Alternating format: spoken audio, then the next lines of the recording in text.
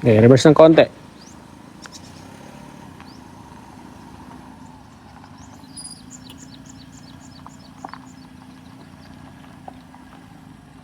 Okay.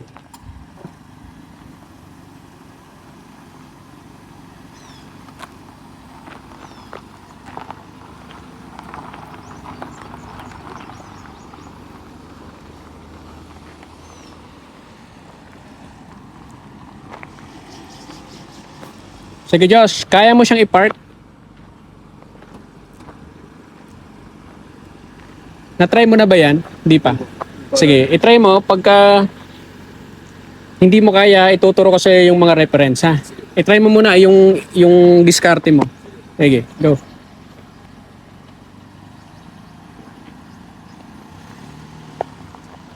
Dapat walang matatamaan na cone ha.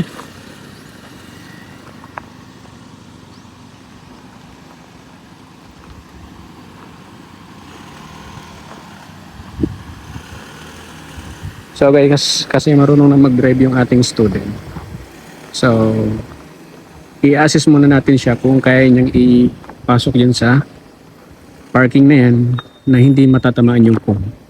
So pag medyo nahihirapan siya sa kanyang sariling diskarte, so tuturuan natin siya ng tamang mga reference dyan. So this time, check muna natin kung kayang-kaya niyang gawin without my instruction.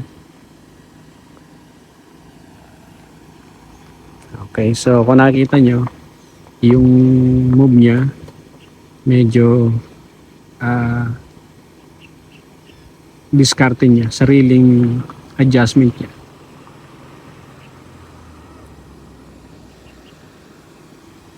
Ayun.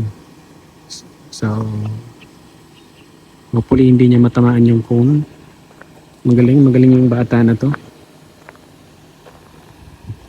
Pero maraming adjustment yung ginawa niya.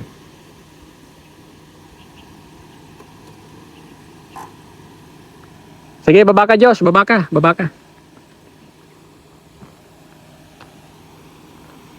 Yan. So pumasok naman siya eh. Halika dito Josh. Yan, pumasok naman siya. Medyo ano lang siya ng konti. Naka-slant ng konti. No? Okay. Pero pasok naman. Sige po. Ngayon may ipapakita ako sa iyo, may ituturo ako sa iyo na reference para pagpasok mo kasi diyan, hindi ka na mag-atras abanting adjust ha. Sige po. Tapos yung pasok kasi dito kanina, halika dito. Dapat hindi lalagpas yung likod mo dito. Kasi imagine gutter to. May kumbaga may wall diyan, may kotse ha. So may ipapakita ko sa iyo. Tapos i-try mo din mamaya. Ako muna ha. Sige po. Papakita ko sa iyo. So take 2 natin guys. Take 2 natin. So hopefully makuha niya yung pattern na tinuro natin sa kanya. Yan. So lalabas muna siya dyan. Doon yung itinuro natin na pattern sa kanya ay itatapat yung tail ng kotse yan sa first cone. Yan. Yan yung tinuro natin sa kanya. Kasi doon sa kanyang sariling diskarte ay medyo nahihirapan siya. So this time hopefully makuha niya. Okay. Full turn sa right.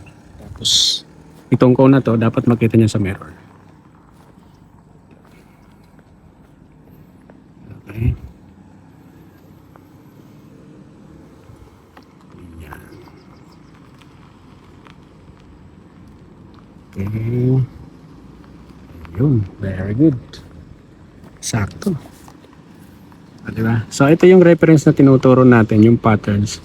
Para hindi na siya mag-adjust forward, backward, adjust forward, paulit-ulit na adjustment.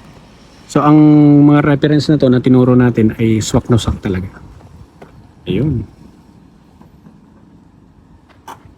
Baba ka Josh.